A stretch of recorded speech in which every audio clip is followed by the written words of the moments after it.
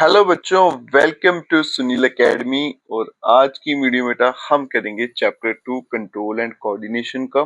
Topic रहेगा हमारा बेटा न्यूरॉन। ठीक है, उसका स्ट्रक्चर, फंक्शनिंग सब पढ़ेंगे और छोटी छोटी कुछ डेफिनेशंस भी क्लियर करेंगे। स्टार्ट करते हैं आज का वीडियो। अगर आप वीडियो देखते हो तो लाइक जरूर करिएगा और चैनल को लाइक, सब्सक्राइब, शेयर, कमेंट जरूर करें बेटा। सबसे पहली डेफिनेशन है स्टिमुली। बड़ी बार आपने वर्ड सुना होगा बेटा स्टिमुली, खासकर इस चैप्टर में। बच्चों को पता ही नहीं होता कि स्टिमुली होता है क्या। पहले ये समझते हैं स्टिमुली क्या है बेटा। The change in the environment to which organism respond and react is called stimuli. जब भी एनवायरनमेंट में कोई चेंज आता है और हम उसे रिएक्ट करते हैं, इसी को क्या बोला जाता है बेटा, स्टिमुली बोला जाता है। जैसे बेटा सर्दियां आती हैं तो हम क्या करते हैं, स्वेटर डाल लेते हैं। तो जब भी कोई चेंज आया तो हम उसको जो रिएक्ट करते हैं, जो हमारा रिएक्शन रहता है उस चेंज के अकॉर्डिंगली, उसको क्या बोला जाता है, स्टिमुली बोला जाता है। ठीक है। नेक्स्ट है बेटा कोऑर्डिनेशन। कोऑर्डिनेशन क्या होता है? The working together of various organ of the body of an organism in a proper manner to produce proper reaction to stimuli is called coordination. अब कोऑर्डिनेशन में क्या होता है बेटा कि working together of various organ, हमारे body के जो ऑर्गन्स है अलग अलग, वो एक साथ मिलकर काम करते हैं ताकि हम क्या कर सके बेटा, स्टिमुली को रिस्पॉन्ड कर सके। That is called coordination. ठीक है। कोऑर्डिनेशन इन एनिमल्स कहता है in higher animals coordination take place through two types of control system. जो हायर एनिमल्स है जैसे इंसान है बेटा, उसमें जो कोऑर्डिनेशन है वो दो तरीके से होती है या फिर दो कंट्रोल सिस्टम है कोऑर्डिनेशन के। सबसे पहला बेटा नर्वस सिस्टम, फिर है एंडोक्राइन सिस्टम। नर्वस सिस्टम क्या है? Nervous system is composed of neuron. ये न्यूरॉन से मिलकर बना है। Which exercise control by sending electrical signal called nerve impulse। और ये कैसे बेटा काम करता है? इलेक्ट्रिकल सिग्नल भेजेगा जिसको हम क्या बोलते हैं, nerve impulse. Nervous control is speedy and flexible. तो ये इसकी स्पीड जो होती है वो ज्यादा होती है। दूसरा endocrine system, it consist of glands. इसमें क्या होंगे बेटा, ग्लैंड्स होंगे। विच exercise control by sending chemical. और ये कैसे काम करते हैं बेटा, केमिकल सेंड करते हैं जिसको क्या बोलते हैं, हार्मोन्स। जो ग्लैंड है बेटा वो कैसे फंक्शनिंग करते हैं, केमिकल बेस्ड हैं जिसको क्या बोलते हैं, हार्मोन्स।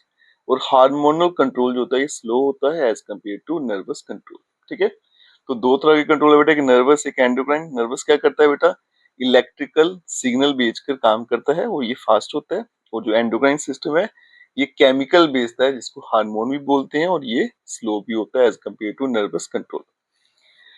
नेक्स्ट आ गया बेटा nervous system in animal. In animals, nervous system is comprised of nervous tissue having specialized cell called neuron। तो कह रहा है एनिमल की अगर बात करें, जो नर्वस सिस्टम है बेटा किससे मिलके बना है, नर्वस टिश्यू से। और नर्वस टिश्यू किससे मिलके बने हैं, न्यूरॉन से। न्यूरॉन जो है ये बेसिक फंक्शनल यूनिट है नर्वस सिस्टम का। तो नर्वस सिस्टम का जो बेसिक यूनिट है, सबसे बेस जो है वो क्या है बेटा, आपका न्यूरॉन है। इसी से मिलके सारा बना हुआ है। अब स्ट्रक्चर ऑफ न्यूरॉन इंपॉर्टेंट है बेटा, एग्जाम में बहुत बार पूछा भी जाता है। इसे पढ़ते हैं बेटा। Neuron is a structural and functional unit of nervous system. तो ये हमने पहले पढ़ा बेटा कि नर्वस सिस्टम का जो बेसिक जो बेस है वो क्या है, न्यूरॉन है। It has special structure to receive, conduct and transmit impulse. ठीक है। तो ये क्या करता है बेटा, इसका स्ट्रक्चर इस तरह से बना है कि ये इम्पल्स या फिर सिग्नल बोलो उसको रिसीव भी करेगा, आगे पास ऑन करेगा, ठीक है, and transmit. It is a largest cell present in human body. और ह्यूमन बॉडी का ये सबसे बड़ा सेल है बेटा, इसको भी याद रखिएगा। कभी एक मार्क्स में पूछा जाए तो आप इसका आंसर दे सकते हो कि सबसे बड़ा सेल जो है इंसान की बॉडी में वो कौन सा है बेटा, न्यूरॉन है। Structure of neuron consist of the following part. अब इसका स्ट्रक्चर जो है उसमें क्या क्या होता है वो देखिए बेटा। ये न्यूरॉन का स्ट्रक्चर बनाया, ये डेंड्राइट है, सोमा है, एक्सॉन है, शॉन सेल्स आते हैं, बी बीच में दिख रहे हैं आपको। ये मेलिन की शीट है बाहर, ठीक है, ये न्यूक्लियस आ गया और ये नर्व की एंडिंग आ रही है। ठीक है। अब यहाँ देखो बेटा, एक एक करके इसे एक्सप्लेन करते हैं। सबसे पहले आ गया dendrites, branch structure that collect information from previous neuron and pass on to the cell body. अब देखो बेटा ब्रांच स्ट्रक्चर, आप यहाँ देखो ये ब्रांचेस की तरह है, ठीक है, इसलिए बोला गया ब्रांच स्ट्रक्चर है।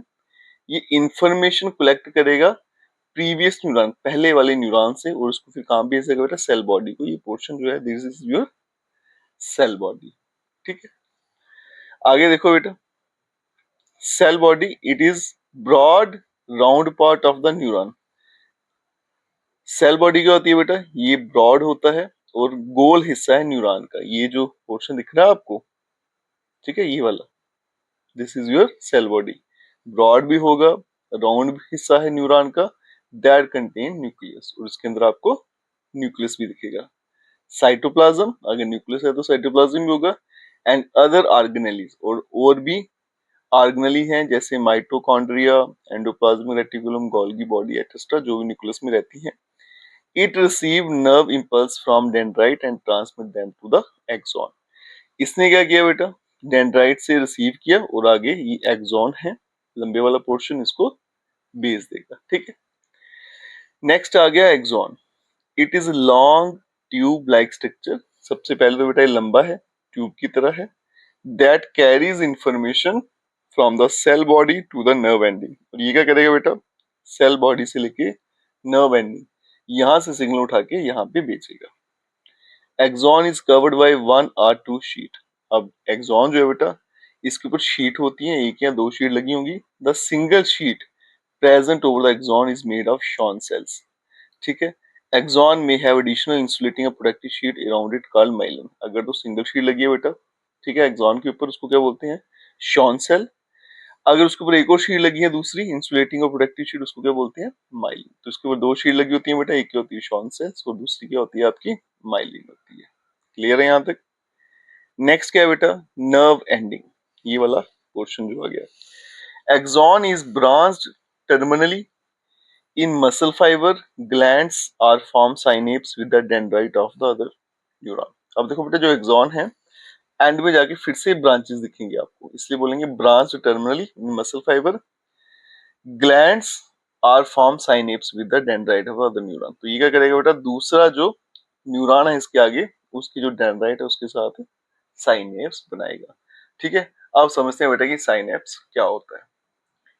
तो चलिए बच्चों, अब समझते हैं साइनेप्स होता क्या है। साइनेप्स क्या है बेटा, एक्चुअली गैप है, पहला जो आपका न्यूरॉन है उसकी एंडिंग और दूसरे न्यूरॉन की जो स्टार्टिंग है उसके बीच में गैप रहता है छोटा सा, उसको साइनेप्स बोलते हैं। ठीक है, ये डायग्राम में दिखाया भी है बेटा, ये पहले न्यूरॉन की एंडिंग है और ये दूसरे न्यूरॉन की स्टार्टिंग है। ठीक है, ये इसके डेंड्राइट आगे दूसरे की, एक्सॉन की एंडिंग थी पहले की। न्यूरॉन्स आर नॉट कनेक्टेड, तो कहते हैं न्यूरॉन्स जो आपस में जुड़े नहीं होते। There occurs a very small gap between terminal portion of axon of one neuron and the dendrite of the other neuron. तो कहते हैं उनमें क्या होता है, एक छोटा सा गैप होता है पहले के टर्मिनल में, दूसरे के स्टार्टिंग वाले हिस्से में। This small gap is called synapse, और इसी गैप को साइनेप्स बोलते हैं। अब एट द साइनेप्स यहाँ पे होता क्या है बेटा, फिर सिग्नल कैसे ट्रांसमिट हुआ वो समझिएगा।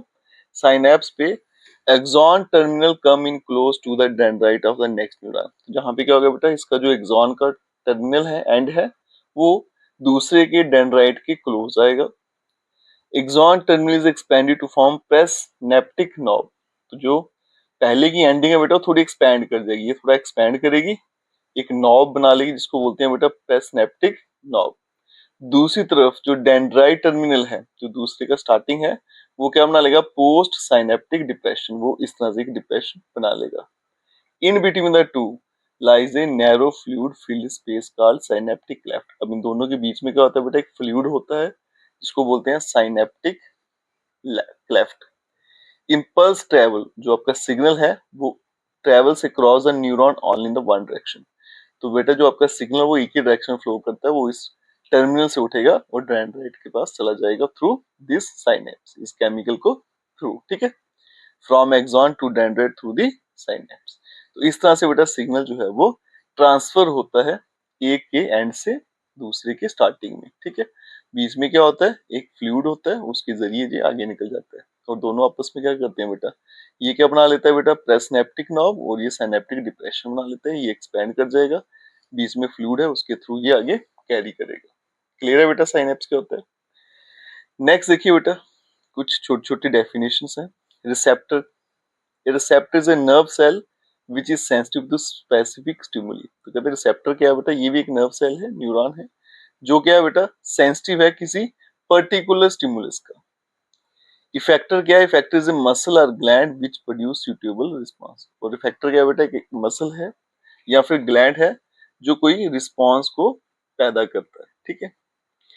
टाइप्स ऑफ न्यूरॉन, न्यूरॉन की कुछ टाइप्स है बेटा। पहला है जैसे सेंसरी न्यूरॉन, जिसको रिसेप्टर भी कहते हैं। These occurs in the sense organ and receive stimuli by dendrite. ये कहाँ पे होते हैं बेटा? सेंस ऑर्गन्स में होते हैं, जैसे आपकी फिंगर की टिप्स होगी। और स्टिमुली को कैसे रिसीव करेंगे? डेंड्राइट के through. It transmits impulse towards central nervous system. और फिर आगे ये क्या करते हैं बेटा? सिग्नल को कहाँ भेज देते हैं? सेंट्रल नर्वस सिस्टम मतलब ब्रेन और स्पाइनल कॉर्ड के पास। फिर होता है बेटा मोटर न्यूरॉन, जिसको इफेक्टर बोलते हैं। They transmit impulse from central nervous system toward the effector. ये क्या करते हैं बेटा? सेंट्रल नर्वस सिस्टम से सिग्नल कहाँ भेजेंगे? इफेक्टर को, ताकि वो उसको रिस्पॉन्ड कर सके जो भी आपकी स्टिमुली है ना। जैसे कभी कभी हमारा हाथ जो है बेटा गर्म चीज पे लग जाता है, तो हम क्या करते हैं? फटाफट उसको पीछे कर लेते हैं, ठीक है। तो ये हमारा रिएक्शन था कि हमने क्या किया? फटाफट उसको पीछे कर लिया। तो सबसे पहले क्या हुआ? जैसे टच हुआ बेटा तो सिग्नल चला गया सेंट्रल नर्वस सिस्टम, ठीक है। ये सेंसरी न्यूरॉन थे। और फिर उसके बाद में क्या हुआ बेटा? उसने किसको भेज दिया? मोटर न्यूरॉन को, जिसने फटाफट क्या किया? हमें बोला कि इसको हाथ को पीछे हटा लो। फिर होता है relay neuron connector. They occurs in central nervous system and serves as a link between sensory and motor neuron. तो ये क्या है बेटा? एक लिंक एस्टेब्लिश करते हैं किसके बीच में? सेंसरी और मोटर न्यूरॉन्स के बीच में। फिर बेटा रिफ्लेक्स एक्शन क्या होता है? Reflex action is an involuntary and rapid response to stimulus which minimize any damage to the body from the harmful condition. तो रिफ्लेक्स एक्शन क्या है बेटा? एक इनवॉलेंटरी, हमारे कंट्रोल में नहीं है, और बड़ा फास्ट रिस्पांस है किसी भी स्टिमुलस को, चेंज को, जिससे क्या होता है? हमें नुकसान बड़ा कम होता है। जैसे मैंने अभी बताया आपको बेटा, किसी गर्म चीज को अगर हाथ लगा लें, ठीक है, तो उस केस में हम क्या करते हैं? फटाफट पीछे हाथ हटाते हैं। ये है हमारा रिफ्लेक्स एक्शन, क्योंकि हमें फास्ट रिस्पॉन्स चाहिए। अगर सिग्नल ब्रेन के पास जाएगा, वो प्रोसेस करेगा, तो बड़ा लंबा टाइम लगता है, तो उस केस में हमें डैमेज हो जाता है। तो इससे डैमेज थोड़ा कम होता है। इनवॉलेंटरी एक्शन क्या होते हैं बेटा? ये भी समझिए, जो हमारे कंट्रोल के अंडर नहीं होती, जैसे हार्ट बीट है, बीपी है। और वॉलेंटरी एक्शन क्या होते हैं? ये वो एक्शन है जिन्हें हम कंट्रोल करते हैं, जैसे रनिंग है, राइटिंग है, डांसिंग है, ठीक है। पहले पढ़ेंगे रिफ्लेक्स एक्शन होता ही क्या है। A reflex action is an involuntary, मतलब हमारे कंट्रोल में नहीं रहता, and rapid response to a stimulus.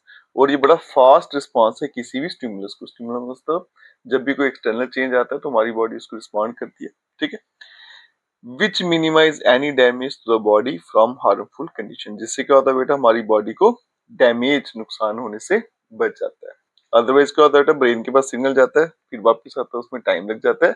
लेकिन रिफ्लेक्स एक्शन क्या होता है बेटा? एक क्विक एक्शन होता है, हमें फास्ट रिस्पॉन्ड करना है। इससे क्या होता है? हमारी बॉडी को फर्दर डैमेज होने से बचा लेता है। What happen in reflex action, reflex action में होता क्या है बेटा? वो पढ़ते हैं। In reflex action dendrites of receptor quickly relay and electric impulse to spinal cord through sensing neuron. तो रिफ्लेक्स एक्शन में क्या होता है बेटा? जो डेंड्राइट्स होते हैं रिसेप्टर के, वो क्या करेंगे? इलेक्ट्रिक इंपल्स को भेजेंगे स्पाइनल कॉर्ड को थ्रू सेंसरी न्यूरॉन्स। याद रखिएगा बेटा कि जब रिफ्लेक्स एक्शन होता है तो जो सिग्नल है वो ब्रेन को नहीं जाता है, वो कहाँ जाता है बेटा? हमारा स्पाइनल कॉर्ड को। किसके थ्रू? सेंसरी न्यूरॉन के थ्रू। फिर बेटा spinal cord then send impulse by motor neuron to the effector which show response. फिर हमारी जो स्पाइनल कॉर्ड है उस मैसेज को समझेगा और फिर वापिस भेजेगा बेटा इंपल्स, लेकिन किसके थ्रू? मोटर न्यूरॉन की तो थ्रू। और कहाँ भेजेगा? इफेक्टर को, जहां पे ये सब हो रहा है, और फिर वहां पे वो रिस्पॉन्ड करेगा, ठीक है, जैसा भी होगा। अब यहाँ देखो बेटा, रिफ्लेक्स आर्क क्या है? Path taken by the nerve impulse in A reflex action is called reflex arc. It consist of 5 parts. तो बेटा जो रास्ता हमारी जो नर्व इंपल्स जो है वो तय करेगी रिफ्लेक्स एक्शन में, उसको बोला जाएगा रिफ्लेक्स आर्क। इसके 5 हिस्से हैं। सबसे पहला बेटा रिसेप्टर। रिसेप्टर क्या है? ग्रुप ऑफ सेल्स और organs the neuron of which receive stimuli and set up sensory impulse. तो बेटा जो हिस्सा स्टिमुली को रिसीव करेगा उसको क्या बोलेंगे? रिसेप्टर, ठीक है। ये ग्रुप ऑफ सेल हो सकता है या कोई ऑर्गन हो सकता है, ठीक है। उसके बाद में आ गया sensory neurons. It carry sensory impulse from receptor to the spinal cord. इनका काम क्या है बेटा? कि जो भी सिग्नल जनरेट हुआ है हमारा, कहाँ पे जनरेट हुआ था बेटा? जिन्होंने रिसेप्टर पे, जिन्होंने रिसीव की थी इंफॉर्मेशन, वहां पे जो भी इंपल्स जनरेट हुई है उसे क्या करना है बेटा, स्पाइनल कार्ड को भेजना होता है, ये काम है सेंसरी न्यूरॉन का। फिर आगे spinal cord, it's neurons analyse and interpret the sensory impulse. तो इसके जो न्यूरॉन है बेटा, जो इन्फॉर्मेशन आई है उसको देखेंगे, समझेंगे, and set up appropriate motor impulse, और फिर क्या करेंगे, सिग्नल जनरेट करेंगे। Relay neuron transmit impulse to the motor neuron, ठीक है। तो रिले न्यूरॉन जो होंगे वो क्या करेंगे, फिर भेजेंगे इस इंपल्स को मोटर न्यूरॉन को। तो बीच में क्या आएंगे, यहाँ देखो बेटा डायग्राम में भी है, ये आपकी स्पाइनल कार्ड है, यहाँ पे रिले न्यूरॉन है, रिले मतलब हाल्ट है, स्टेशन है, यहाँ से आगे फिर कहाँ ट्रांसफर होगा, मोटर न्यूरॉन को। फिर आगे बेटा motor neurons, it carries motor impulse, तो ये from spinal cord to the effector. तो मोटर न्यूरॉन का काम क्या है बेटा, जो इंपल्स है, जो सिग्नल है, उसको स्पाइनल कार्ड से लेकर इफेक्टर तक पहुंचाना। फिर इफेक्टर आगे, here impulse terminate and response occur as per the instruction received from the spinal cord. यहाँ पर आके आपकी इंपल्स जो है वो खत्म हो जाएगी और रिस्पांस होगा, जैसा भी इंस्ट्रक्शन आएगी वैसा वहां पे रिस्पांस रहेगा, ठीक है। नीड फॉर रिफ्लेक्स एक्शन, इसकी जरूरत क्यों पड़ी, in situation like touching a hard object, जब आप किसी गर्म चीज को पकड़ लेते हो, a sudden response is required, उसी टाइम हमें रिस्पॉन्ड करना जरूरी हो जाता है। Reflex action is generated from spinal cord instead of brain. जो रिफ्लेक्स एक्शन है बेटा वो स्पाइनल कार्ड से होगा, ब्रेन के अलावा, so that time taken for the action is reduce, ताकि बड़ा जल्दी काम हो जाए, ठीक है। ये इसका डायग्राम आ गया, ये यहाँ पे कोई गर्म चीज थी बेटा, ये रिसेप्टर थे, उन्होंने रिसीव किया, ठीक है। फिर यहाँ देखो ये सेंसरी न्यूरॉन है, इसके थ्रू कहाँ गया, स्पाइनल कार्ड, वहां पे रिले न्यूरॉन है, उसने किसको भेजा, मोटर न्यूरॉन, वो मोटर न्यूरॉन ने यहाँ से उठा के कहाँ भेज देना, आपका इफेक्टर के पास भेज देना, और फिर वहां पे आके आपका ये टर्मिनेट हो जाता है, ठीक है। ये आ गया इसका पाथवे। अब चलते हैं बेटा नेक्स्ट टॉपिक पे, का नाम रहेगा बेटा ह्यूमन ब्रेन। सबसे पहले बेटा, brain is the highest coordinating centre in the body. हमारा जो ब्रेन है ये सबसे हाईएस्ट कोऑर्डिनेट सेंटर, मतलब आपको पता है ये सबसे हाइट पे बैठा होता है, टॉप पे, और ये कोऑर्डिनेटिंग सेंटर है, यहीं से सारा सिस्टम चलता है बॉडी का। It is located inside the skull, ये स्कल के अंदर होता है, वो जो खोपड़ी होती है ना उसको कहते हैं skull, and protected by box called cranium, ठीक है। और इसको एक बॉक्स प्रोटेक्ट करता है, एक बॉक्स के अंदर बैठा होता है जिसको क्या बोला जाता है, क्रेनियम। ब्रेन जो होता है further surrounded by 3 membrane called meninges. Brain जो होता है बेटा उसके इर्द गिर्द 3 और मेम्ब्रेन मिलेंगे आपको, लेयर्स मिलेंगे, जिनको मेनिंजेस बोला जाता है। Space between the membranes is filled with fluid which protect the brain from mechanical shock. और ये जो मेम्ब्रेन्स है बेटा, जिसको मेनिंजेस कहते हैं, इनके बीच में क्या होता है, फ्लूइड होता है, लिक्विड होता है, जो आपके ब्रेन को किसी शॉक से बचाता है, ठीक है। Human brain is divided into 3 parts. इंसान का जो दिमाग है बेटा उसके 3 हिस्से हैं, fore brain, mid brain, hind brain, ठीक है जी। एक एक करके एक्सप्लेन करते हैं। फोर ब्रेन देखिए बेटा, fore brain is a thinking part of the brain. हमारे दिमाग का जो सोचने वाला हिस्सा है ना, जहां से हम सोचते हैं बेटा, वो क्या है, फोर ब्रेन है। It has regions which receive sensory impulse from various receptor. तो इसके बेटा अलग अलग हिस्से हैं जो क्या करते हैं बेटा, sensory impulse from various receptors. कोई भी आप चीज सेंस करते हो तो वो सिग्नल जिसको ये रिसीव करता है। It is divided into 3 parts. अब इसके फर्दर बेटा 3 हिस्से हैं। पहला है सेरेब्रम, फिर है थैलेमस, और फिर आ गया हाइपोथैलेमस, ठीक है। तो एक एक करके इनको भी रीड करते हैं बेटा। थैलेमस और हाइपोथैलेमस का नाम है डाइंसीफेलन, ये भी याद रखिएगा, कभी पूछा लिया जाता है। अब सेरेब्रम देखिए क्या होता है बेटा, it is the largest part of the forebrain. ये फोरब्रेन का हिस्सा है लेकिन सबसे बड़ा हिस्सा। सेरेब्रम जो है is divided into left and right half called cerebrum hemisphere. ये दो हिस्सों में बेटा डिवाइडेड है, लेफ्ट और राइट, जिसको क्या बोला जाता है, सेरेब्रम हेमिस्फीयर्स। और सेरेब्रम जो है इज डिवाइडेड इनटू 4 लोब्स, और ये 4 लोब्स में डिवाइडेड है। Frontal lobe, temporal lobe, parietal lobe और ऑसिपिटल लोब। अब इनके फंक्शन क्या है वो देखिएगा। जो फ्रंटल लोब है बेटा, it is a seat of memory, learning and reasoning, coordinate, speaking. तो यहाँ पे एक सारा कौन कौन सा काम होता है बेटा, आपकी जो भी याददाश्त है, मेमोरी, जो भी आप पढ़ते हो, याद करते हो, जो भी रीजनिंग आपकी, जो स्पीकिंग, वो सारे का सारा पोर्शन यहाँ से आता है। Temporal lobe receive sense of smell and hearing helps understanding speech.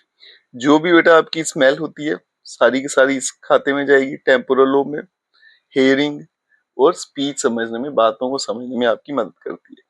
Parietal lobe receive sense of pain, जो भी आपको दर्द होता है, कोई टच करता है, टेम्परेचर जो प्रेशर है और टेस्ट वगैरह जो है वो पेरिएटल लोब इसके खाते में सारा। Occipital lobe it is visual area receive pulse from I through optic nerve, जो भी आप देखते हो बेटा वो सारे का सारा ये रिसीव करता है ऑसिपिटल लोब, ये इसका ही काम है वो सारा देख रेख करना। नेक्स्ट देखिए बेटा फंक्शन क्या है फोर ब्रेन के, एग्जाम में पूछे जाते हैं। Motor function like control of voluntary movement, तो हमारे जो वॉलेंट्री मूवमेंट्स हैं उनको ये कंट्रोल करता है। एक sensory function like pain, temperature, touch, hearing, taste and smell, ये हमने आगे भी पढ़ा बेटा इन लोब्स में, वो सारे का सारा काम इसी के पास है। Control of intelligence, speech, learning, creativity, thinking, जो सोचते हो आप बेटा, जो भी आपके दिमाग में रीजनिंग है सारी यहीं पे चलती है। आपके थॉट्स, जजमेंट, प्रॉब्लम को सॉल्व करना, इमेजिनेशन, रीजनिंग पावर, सारे का सारा इसी में है। ये इसके कुछ फंक्शन है वो यहीं से आपके निकल जाएंगे। नेक्स्ट देखो बेटा thalamus, it is egg shape structure in the middle of the brain, ये ब्रेन के मिडिल में होता है और इसकी शेप कैसी होती है बेटा, एग शेप में होता है।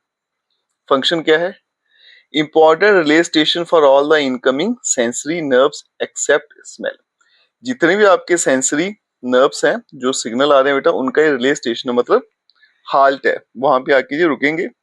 Different impulse like pain, temperature, pressure are conveyed to thalamus first then go to the cerebrum, जितने भी बेटा आपकी सेंसरी इम्पल्स जैसे पेन है, टेम्परेचर, प्रेशर, सारी की सारी कहाँ जाएगी, थैलेमस के पास पहले, उसके बाद में सेरेब्रम के पास जाएगी। ये सिर्फ और सिर्फ एक रिले स्टेशन का काम करता है। क्लियर है बेटा यहाँ तक?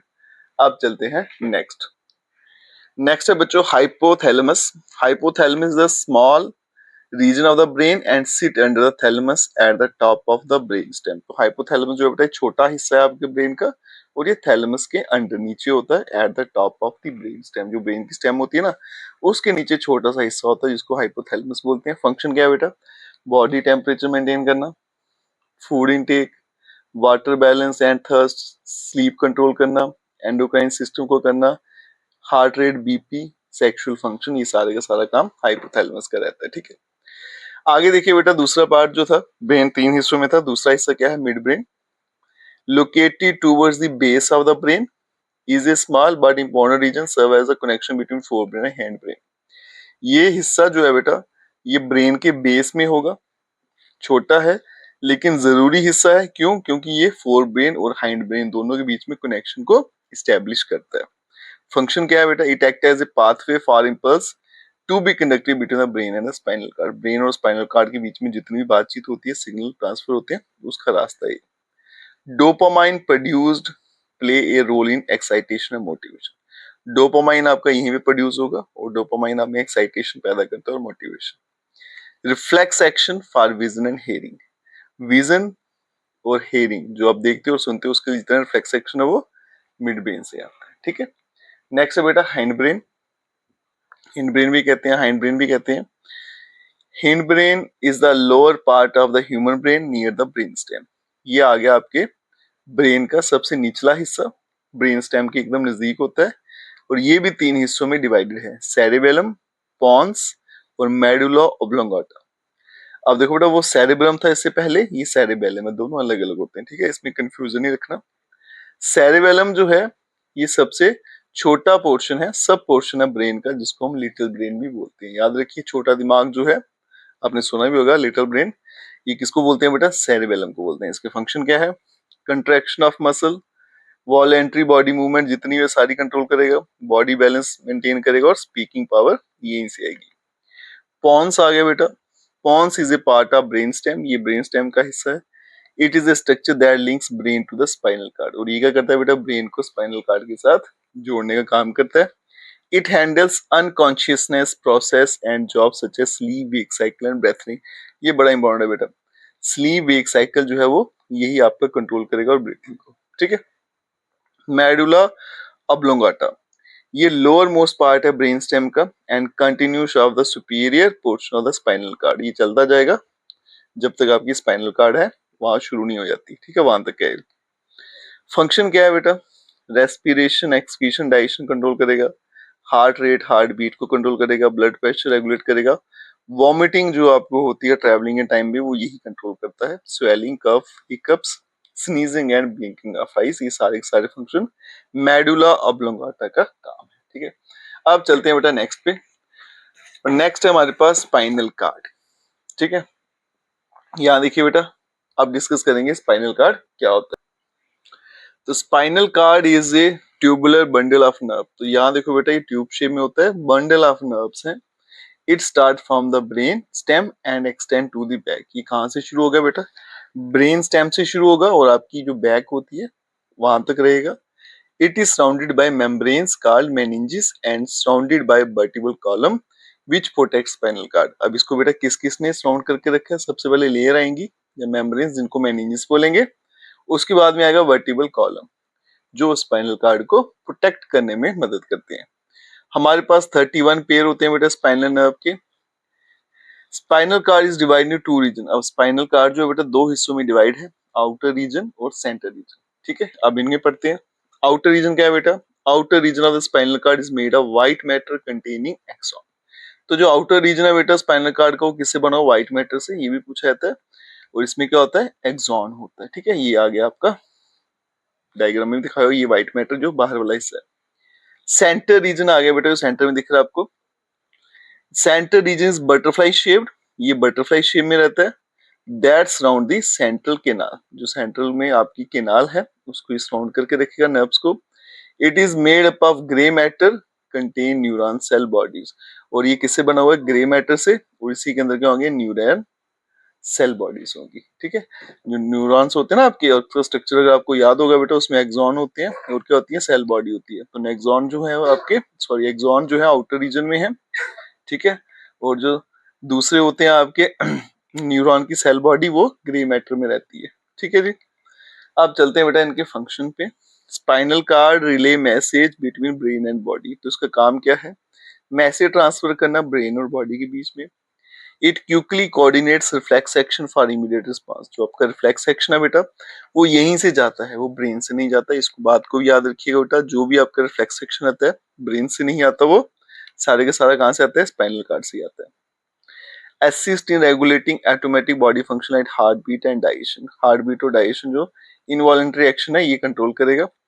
Pathway for message to travel to and from the brain. और ये एक रास्ता है मैसेज को ट्रेवल करने के लिए, ब्रेन से बॉडी पार्ट्स में आना या बॉडी पार्ट से ब्रेन तक जाना। ठीक है, तो ये बेटा सारे का सारा था आपका ह्यूमन ब्रेन के बारे में।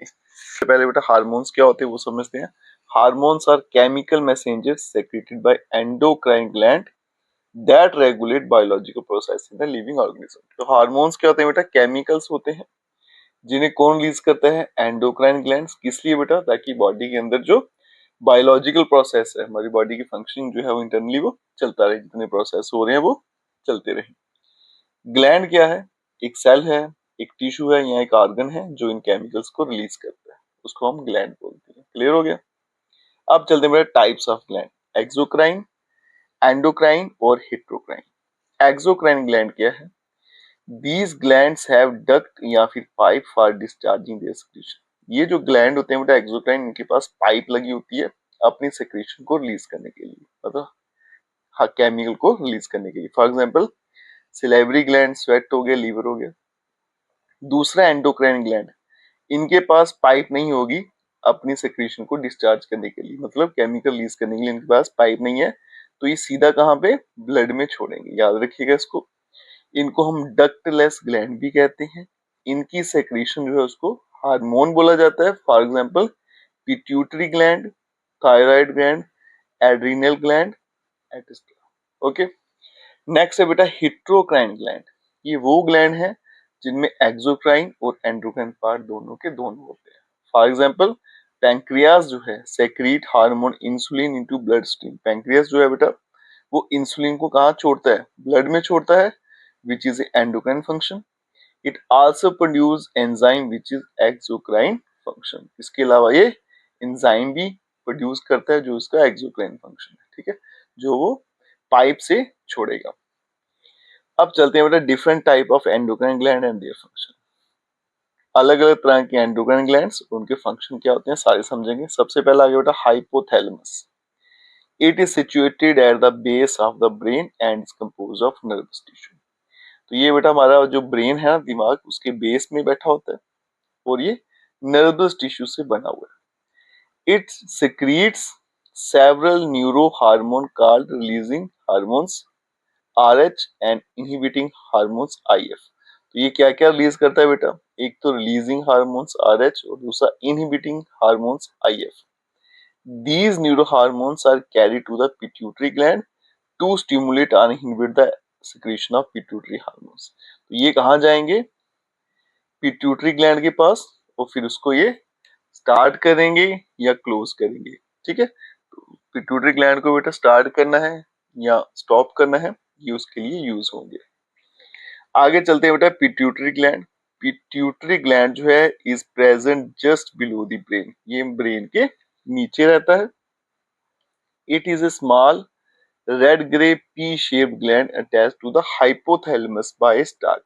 तो ये हाइपोथैलेमस से जुड़ा हुआ बेटा बाय स्टार्क। ठीक है, आगे बेटा, pituitary gland consist of 3 lobes. इसके फर्दर 3 हिस्से होते हैं, एंटीरियर, इंटरमीडिएट और पोस्टीरियर लोब। और ये जो पिट्यूटरी ग्लैंड है बेटा, ये एग्जाम के लिए सबसे ज्यादा इंपॉर्टेंट है। ठीक है, अब चलते हैं बेटा interior lobe. It produce 6 hormones, ये 6 हार्मोन्स प्रोड्यूस करता है। पहला है बेटा follicle stimulating hormone FSH। In females FSH stimulate primary follicles to convert into secondary follicles and produce hormones estrogen. Secondary follicles get mature for ovulation। तो बेटा females में इस FSH का काम क्या है बेटा? सबसे पहले तो प्राइमरी फॉलिकल्स बनाएगा, ठीक है, उनको स्टिमुलेट करेगा, फिर वो कन्वर्ट हो जाएंगे सेकेंडरी फॉलिकल्स में। इसके अलावा एस्ट्रोजन बनाएगा और सेकेंडरी फॉलिकल्स जो होते हैं गेट मैच्योर फॉर ओवुलेशन। जब ये सेकेंडरी फॉलिकल्स बनेंगे मतलब एग होंगे, फिर ये मैच्योर होके ओवुलेशन के काम आएंगे।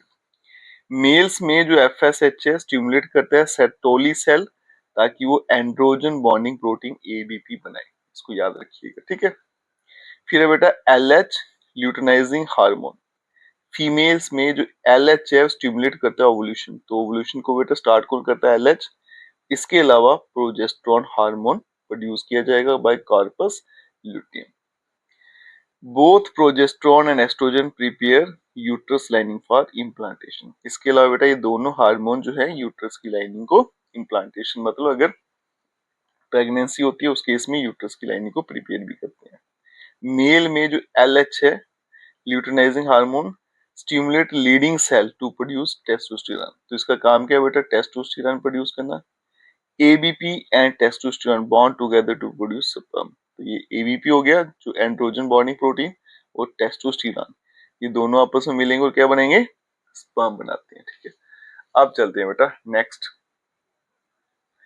नेक्स्ट है बच्चों थायराइड स्टिमुलेटिंग टेस्ट, TSH। ठीक है, सॉरी, थायराइड स्टिमुलेटिंग हार्मोन है, यहाँ पे टेस्ट लिख दिया। It stimulates growth of thyroid gland and production of thyroid hormone. तो इसका काम क्या है बेटा? थायराइड ग्लैंड को स्टिमुलेट करना और फिर थायराइड हार्मोन प्रोड्यूस करना। ठीक है, फिर आ गया बेटा आपके पास adrenocorticotropic hormone ACTH, adrenocorticotrophic hormone ACTH। It stimulate the adrenal cortex to grow and secrete hormone. तो ये क्या करता है बेटा? एड्रीनल कॉर्टेक्स को ग्रो करेगा और हार्मोन प्रोड्यूस करेगा। नेक्स्ट आ गया बेटा सोमेटोट्रोपिक या ग्रोथ हार्मोन STH और GH। It is a natural hormone that act on part of the body to promote growth and development in children. तो ये हार्मोन क्या करता है बेटा? बच्चों की ग्रोथ और डेवलपमेंट में काम आता है। इम्प्रॉपर सेक्रीशन, अगर इसकी प्रॉपर सेक्रीशन ना हो ग्रोथ हार्मोन की, तो 3 डिसऑर्डर होते हैं, याद रखिए बेटा। डॉर्फिज्म जो क्या बताता है बेटा? It is caused due to deficiency of GH from childhood, height छोटी रह जाएगी। Gigantism, it is caused due to the excess secretion of GH from childhood, अगर ये ज्यादा चली जाए तो गिगेंटिज्म हो जाएगा।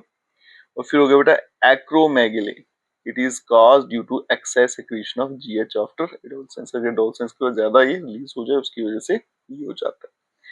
आगे बेटा प्रोलैक्टिन हार्मोन PH या फिर ल्यूटोट्रोपिक hormone LTH।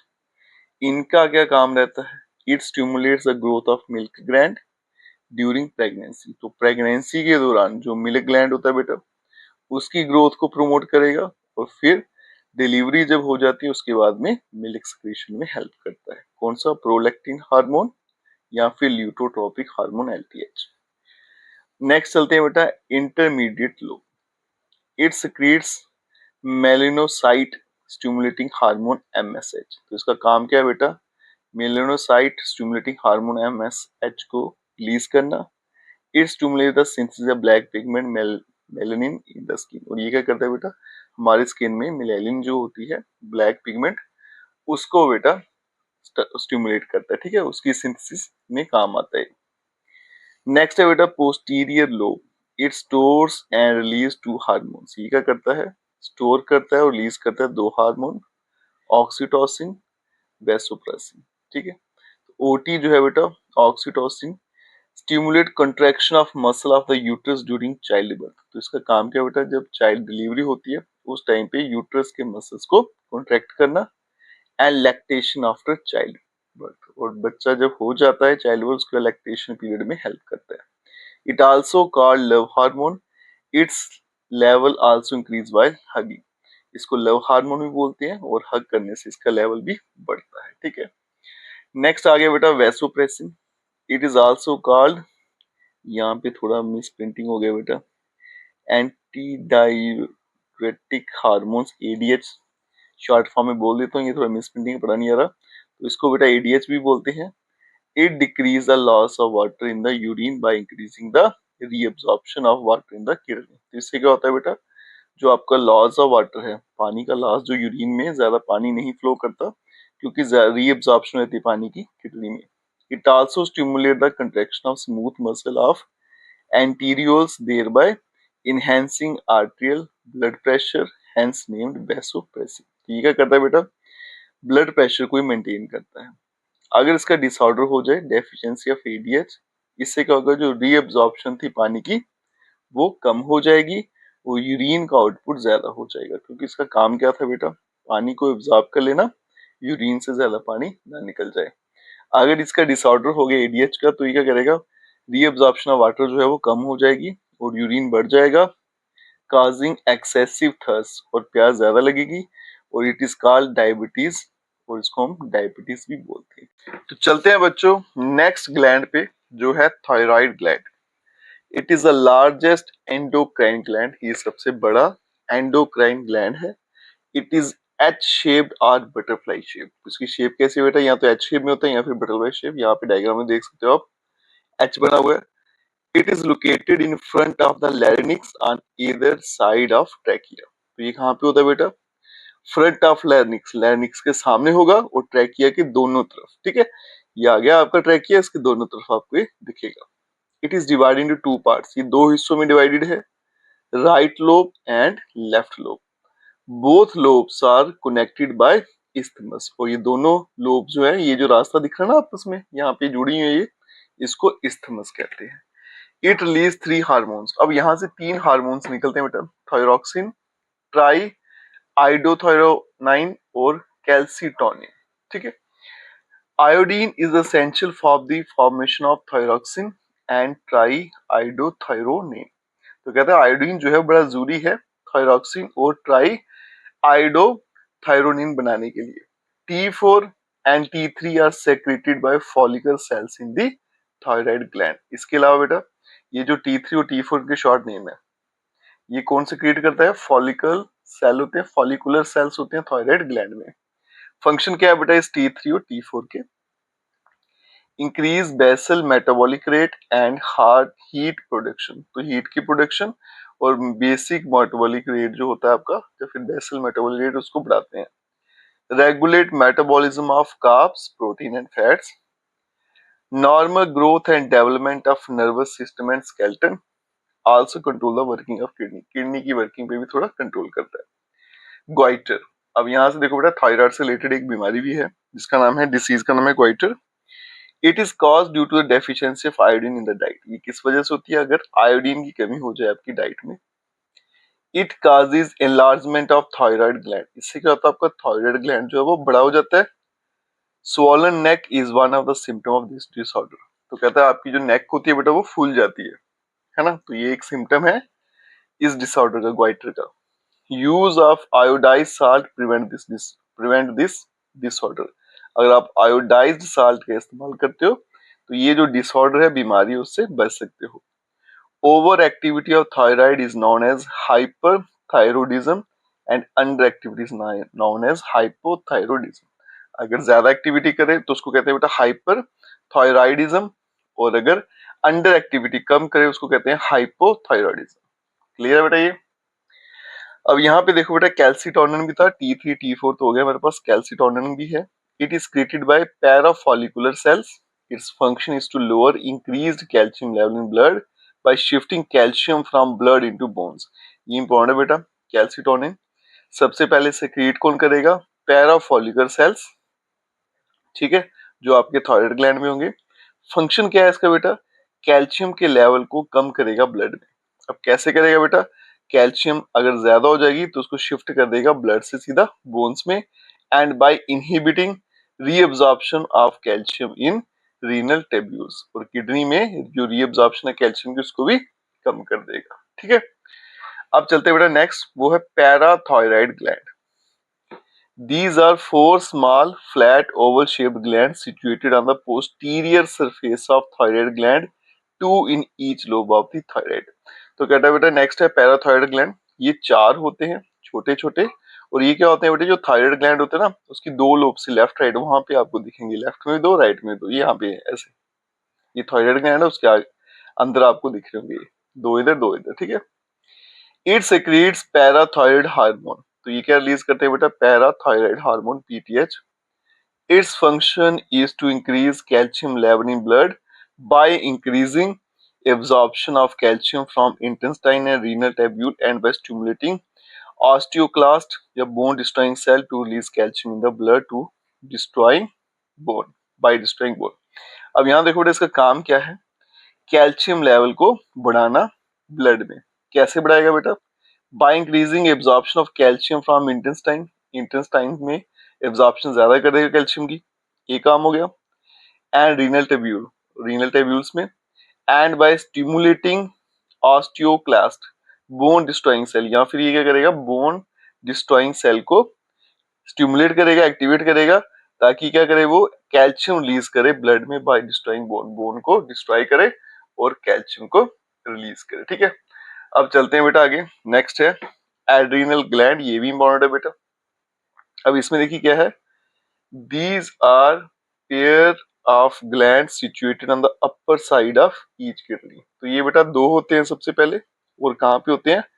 Upper side of each kidney, her kidney के ऊपर वाले हिस्से में आपको ये दिखेंगे। ठीक है, आगे देखिए बेटा, it is divided into two parts, ये दो हिस्सों में डिवाइडेड है। ठीक है, तो it is divided into two parts, ये दो हिस्सों में डिवाइडेड है। Outer adrenal cortex and inner adrenal medulla, दो हिस्सों में डिवाइडेड है। बाहर वाले का नाम है एड्रीनल कॉर्टेक्स और अंदर वाले का नाम है एड्रीनल मेडुला। तो सबसे पहले पढ़ते हैं बेटा adrenal cortex. It is outer pale yellowish pink region, ये सब बाहर वाला हिस्सा है बेटा, पेल येलो पिंक कलर का होगा, और ये तीन स्टीरॉइड हार्मोन रिलीज करेगा। ठीक है, पहला बेटा मिनरलो कॉर्टिकॉइड्स, जिसको एल्डोस्टेरॉन भी कहते हैं। It is also known as life saving hormone, और इसको लाइफ सेविंग हार्मोन भी बोलते हैं। It maintains electrolyte and water balance in the body. तो ये क्या करता है बेटा? इलेक्ट्रोलाइट और वाटर का, पानी का जो बैलेंस है बॉडी में, उसको मेंटेन करेगा। It also maintains blood volume in the body and blood pressure. इसके अलावा ब्लड की वॉल्यूम जो है आपकी बॉडी में और ब्लड प्रेशर उसे मेंटेन करेगा। It helps in the reabsorption of sodium ions and excretion of potassium ions in renal टेब्यूल्स। तो ये किसमें मदद करेगा? इसके अलावा रीअब्जॉर्ब करने में सोडियम आयंस को एंड एक्सक्रीट करने में पोटेशियम आयंस को रीनल टेब्यूल्स में। ठीक है, sodium reabsorption help in retention of water in the body, और सोडियम की जो रीअब्जॉर्प्शन है बेटा, वो पानी को रिटेन करने में हेल्प करती है बॉडी में। ठीक है, अब चलते हैं नेक्स्ट।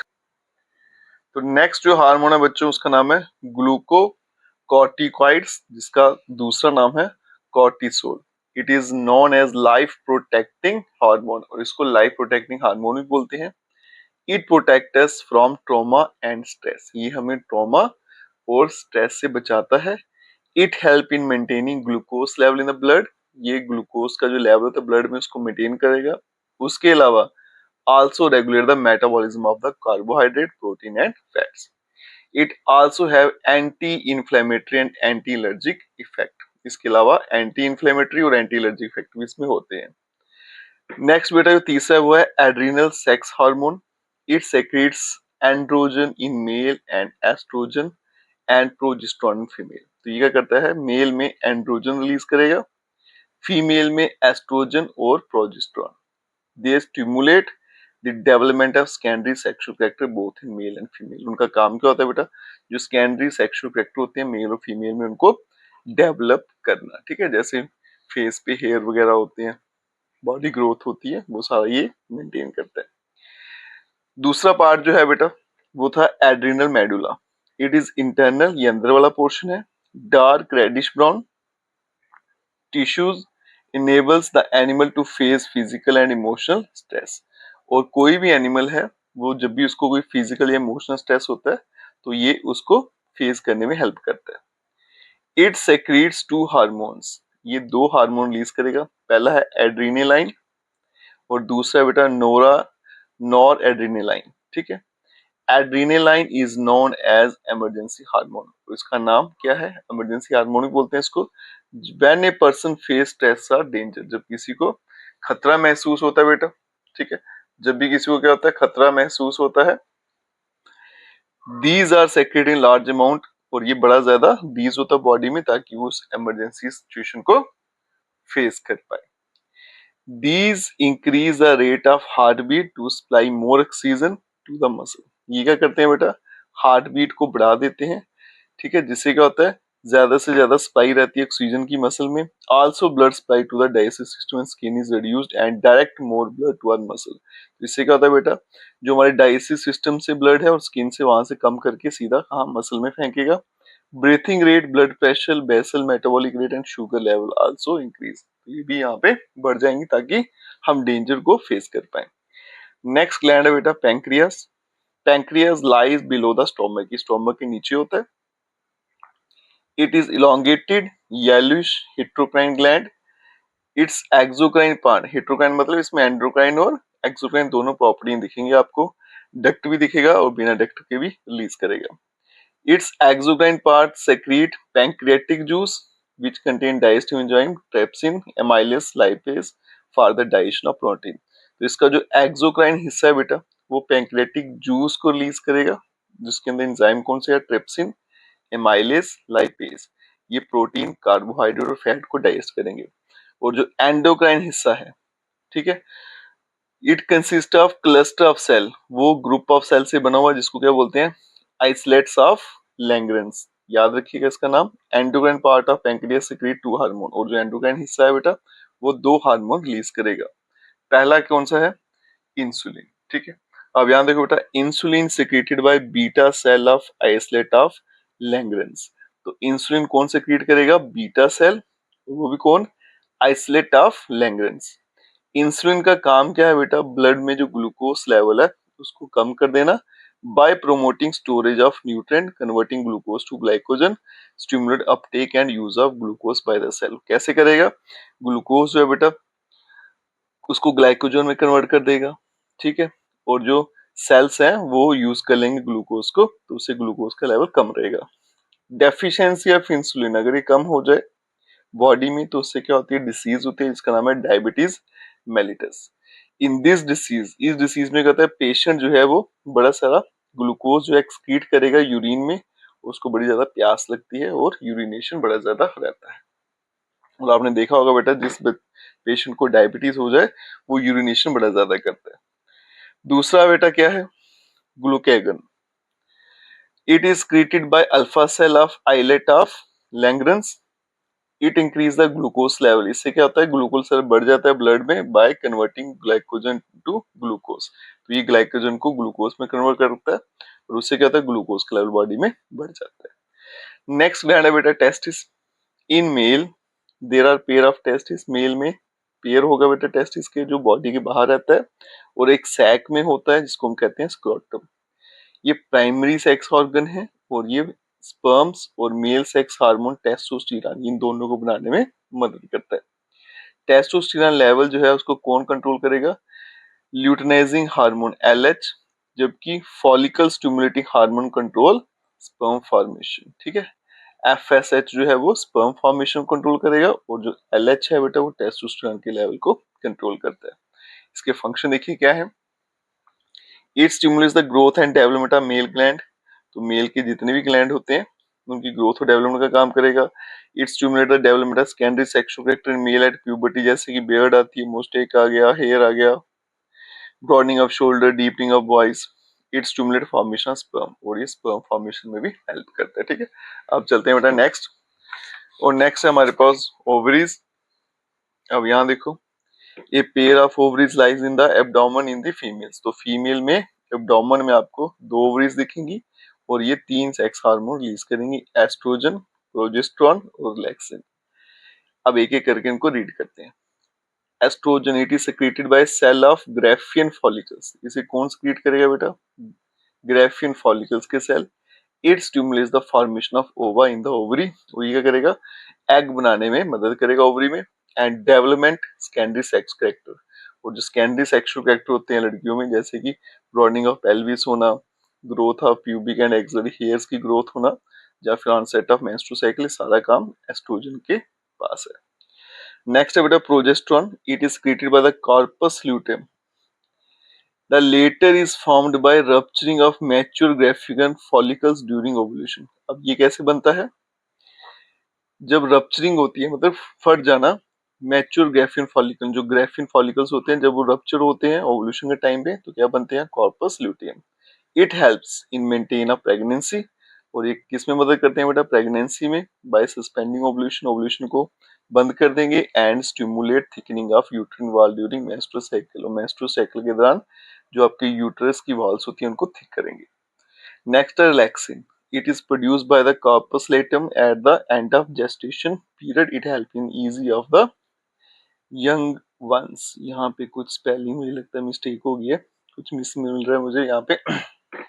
तो ये सबसे पहले कॉर्पस ल्यूटम जो है वो बनाएगा जेस्टेशन पीरियड के एंड में, और ये इजी बर्थ यहाँ पे लिख लेना ऑफ द यंग वन, जो बर्थ के टाइम पे ये हेल्प करता है। ठीक है, आगे चलते हैं बेटा। नेक्स्ट है pineal gland, it is small reddish gray solid body lying deep in the brain in an area called epithalamus where the two halves of the brain join।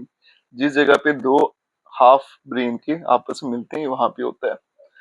It respond to light and darkness, ये light और darkness को respond करता है। It secretes melatonin hormone, ये क्या करता है? Melatonin hormone को रिलीज करता है, और ह्यूमंस में melatonin inhibit puberty by inhibiting gonads. और मेलाटोनिन का काम क्या है बेटा? ये प्यूबर्टी को इनहिबिट करेगा गोनेड्स को इनहिबिट करके। It also plays important role in managing sleep wake cycle and circadian rhythm। Pineal gland secrete highest level of melatonin during the night and minimal amount during the day। It is also known as sleep hormone, तो इसको sleep hormone ही बोलते हैं, और ये आपका sleep wake cycle जो है उसे मैनेज करने में हेल्प करता है। एक इसका ये मेन रोल है, याद रखिएगा। ठीक है, दूसरा बेटा ये मेलाटोनिन जो है ये रात को ज्यादा लेवल में रिलीज होता है और दिन को कम होता है, इसको हम स्लीप हार्मोन भी बोलते हैं। नेक्स्ट है बेटा thymus gland.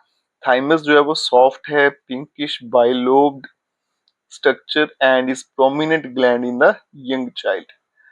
However it's size gradually decrease in the adult, तो छोटे बच्चों में ये बड़ा प्रोमिनेंट है, लेकिन इसका साइज ऐसे ऐसे कम होता है जैसे जैसे बड़े होते आते हैं। It is an endocrine gland located in the upper chest near the front side of the heart। ये आपकी चेस्ट में होगा और फ्रंट साइड ऑफ हार्ट पे। It secrete hormone thymosin made up of protein which help in increasing the immunity of the body। तो ये क्या करेगा बेटा? हार्मोन रिलीज करेगा थाइमोसिन जो प्रोटीन से बना हुआ है, और जो किस में हेल्प करेगा? आपकी इम्यूनिटी बढ़ाने में मदद करेगा। It also help in the formation of T lymphocytes, जिसे व्हाइट ब्लड सेल भी कहते हैं। सबसे पहले बेटा कोऑर्डिनेशन प्लांट्स क्या होता है वो समझते हैं। यहाँ देखिए बेटा, plants don't have nervous system, muscles and sense organ like the animal, still they can respond and react to various external stimuli. अब देखो जो प्लांट है ना बेटा, उनके पास नर्वस सिस्टम नहीं है, कोई मसल नहीं है या फिर सेंस ऑर्गन नहीं है एनिमल्स की तरह, लेकिन फिर भी अगर कोई इन्वायरमेंट में स्टिमुली स्टिमुली मतलब चेंज आता है ऐसे समझ लीजिए, तो उसको वो रिएक्ट करते हैं। Plant show two type of movement in response to stimuli. तो प्लांट जो है बेटा वो दो तरह की मूवमेंट शो करते हैं जब भी कोई चेंज आता है। एक तरह की मूवमेंट जो है वो इंडिपेंडेंट है ग्रोथ के, और दूसरी जो मूवमेंट है वो ग्रोथ पे डिपेंड करती है। मतलब एक मूवमेंट जो है वो शो करेगी ग्रोथ, दूसरी जो है वो ग्रोथ को शो नहीं करेगी। Both these type of movement are affected by the action of plant hormone. और ये दोनों जो मूवमेंट है बेटा, ये किसकी वजह से हो रही है? प्लांट हार्मोन्स की वजह से। In other words, plant possess only chemical coordination. तो प्लांट्स में सिर्फ बेटा केमिकल कोऑर्डिनेशन होती है। तो अगर आपसे कोई पूछे कि प्लांट में कैसी कोऑर्डिनेशन होती है बेटा, तो सिर्फ केमिकल कोऑर्डिनेशन होती है हार्मोन्स के थ्रू। आगे देखो बेटा, plant movements. Plant shows movement at very slow rate. Plant में बेटा मूवमेंट जो होती है ना, बड़ी स्लो रेट पे होती है, बड़ी आहिस्ता होती है। Plants are fixed by their roots. Plant होते हैं जो बेटा फिक्स्ड होते हैं, वो चल तो सकते नहीं, they can't move from one place to another and hence show movement of their organ only. Plant बेटा एक जगह से दूसरी जगह तक तो नहीं जा सकते, लेकिन वो मूवमेंट कैसे शो करेंगे? सिर्फ अपने ऑर्गन्स में, उनके ऑर्गन्स में मूवमेंट आएगी। Plant shows two type of movements. और प्लांट जो है बेटा दो तरह की मूवमेंट दिखाते हैं, एक है ट्रॉपिक मूवमेंट, दूसरी है नेस्टिक मूवमेंट। ठीक है, तो सबसे पहले बेटा ट्रॉपिक मूवमेंट या फिर जिसको ट्रॉपिज्म भी कहते हैं। Growth movement of a plant part in response to a external stimuli in which the direction of stimuli determine the direction of response is called tropism। अब इसको समझिएगा बेटा, ये ग्रोथ मूवमेंट है प्लांट की। जब भी कोई एक्सटर्नल चेंज आता है तो इसमें क्या होता है, जो डायरेक्शन होती है स्टिमुली, उसी डायरेक्शन में प्लांट जो है वो रिस्पॉन्स करता है। बस जिस डायरेक्शन में स्टिमुली है, स्टिमुली वो चीज है जो आपको इनकरेज करती है किसी चीज को कि अब आप यहाँ पे रिएक्ट करो। उस किसी चीज को लेके जब आप रिएक्ट करते हो, किसी एक्सटर्नल फैक्टर को लेके, उसको हम स्टिमुली कहते हैं। तो कहते हैं इस केस में क्या होता है, जिस डायरेक्शन में स्टिमुली है तो उसी डायरेक्शन में प्लांट भी रिस्पॉन्स करता है। इसको बोलते हैं बेटा ट्रोपिज्म। याद रहेगा, जिस डायरेक्शन में स्टिमुली है उसी डायरेक्शन में प्लांट भी रिस्पॉन्स करता है, इसको बोलते हैं ट्रोपिज्म। इसका मतलब ट्रोपिज्म जो है वो डायरेक्शनल मूवमेंट है, क्योंकि जिस डायरेक्शन में स्टिमुली है उसी डायरेक्शन में ये रिस्पॉन्स करेगा। दूसरा बेटा, अगर ग्रोथ जो है प्लांट प्लांट की वो स्टिमुली की तरफ है तो उसको बोलेंगे पॉजिटिव ट्रोपिज्म। अगर ग्रोथ जो है प्लांट की वो स्टिमुली से अवे है तो उसको बोलते हैं नेगेटिव ट्रोपिज्म। क्लियर हो गया? आगे देखिए बेटा क्या टाइप्स ऑफ ट्रोपिज्म। ट्रोपिज्म की टाइप्स क्या है? सबसे पहले बेटा आता है फोटोट्रोपिज्म। नाम से पता चल जाता है बेटा, फोटो मतलब sunlight. Movement of plant part in response to light is called phototropism. बेटा मूवमेंट होगी प्लांट पार्ट की, लेकिन इन रिस्पॉन्स टू लाइट, जिस डायरेक्शन में लाइट है उसी डायरेक्शन में मूवमेंट होगी प्लांट की, उसी को बोलेंगे फोटोट्रोपिज्म। अगर प्लांट का पार्ट जो है लाइट की तरफ मूव करता है तो उसको बोलेंगे पॉजिटिव ट्रोपिज्म, पॉजिटिव फोटोट्रोपिज्म। अगर प्लांट का part away from the light, वो लाइट से दूर जाता है तो उसको बोलेंगे नेगेटिव फोटोट्रोपिज्म। क्लियर है? दूसरा बेटा geotropism. Movement of plant part in response to gravity is called geotropism. जब आपका बेटा प्लांट का पार्ट जो है वो ग्रेविटी को रिस्पॉन्ड करता है, जब फिर ग्रेविटी की तरफ मूवमेंट शो करता है तो उसको बोलते हैं जियोट्रोपिज्म। अगर प्लांट का पार्ट ग्रेविटी के डायरेक्शन में जाएगा उसको बोलेंगे पॉजिटिव जियोट्रोपिज्म। अगर प्लांट का part away from the gravity, gravity से दूर जाता है, उसको बोलते हैं नेगेटिव जियोट्रोपिज्म। नेक्स्ट है बेटा कीमोट्रोपिज्म।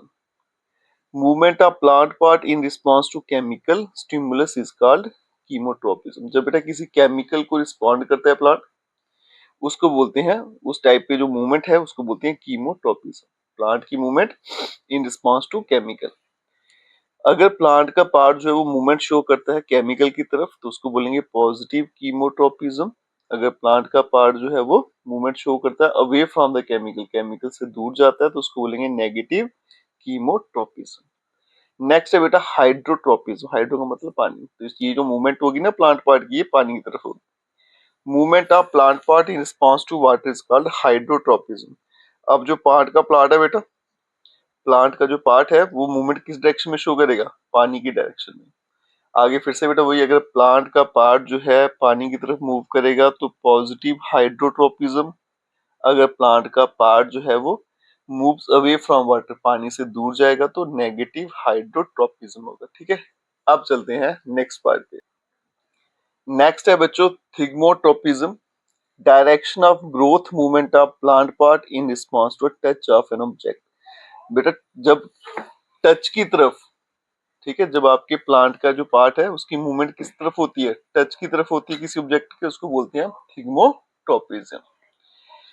जैसे बेटा climbing part of plant such as tendril grows towards the any support which they happen to touch and bind around the support. जैसे बेटा एक क्लाइंबिंग पार्ट ऑफ प्लांट है टेंड्रिल, जब बेटा किसी सपोर्ट के टच में आता है तो उसके साथ लिपट जाता है, यहाँ पे दिखाया भी है ना। तो ये उसने रिस्पॉन्स शो किया टच को, इसको बोलेंगे उसको थिग्मोट्रोपिज्म। नेक्स्ट बेटा सेकंड टाइप की मूवमेंट थी नास्टिक मूवमेंट, ये नॉन डायरेक्शनल होती है। ठीक है, that occurs due to turgor, जिसको प्रेशर भी बोला जाता है, टर्गर चेंजेस मतलब प्रेशर में चेंज आएगा। These involve immediate response to stimulus but don't involve growth. It is of two type. इसमें देखो बेटा रिस्पॉन्स तो करेगा चेंज को, लेकिन ग्रोथ नहीं होगी प्लांट के पार्ट्स में जैसे पहले हो रही थी, और ये दो तरह की होती है। सबसे पहले बेटा थिग्मोनेस्टी, नॉन डायरेक्शनल मूवमेंट। सबसे पहले इनकी डायरेक्शन नहीं होती बेटा नास्टी मूवमेंट की, याद रखिएगा। A plant pot in response to touch of an object is called thigmonasty. इसमें बेटा क्या होगा, जब कोई टच करेगा प्लांट को तो ये उसको रिस्पॉन्स करेगा।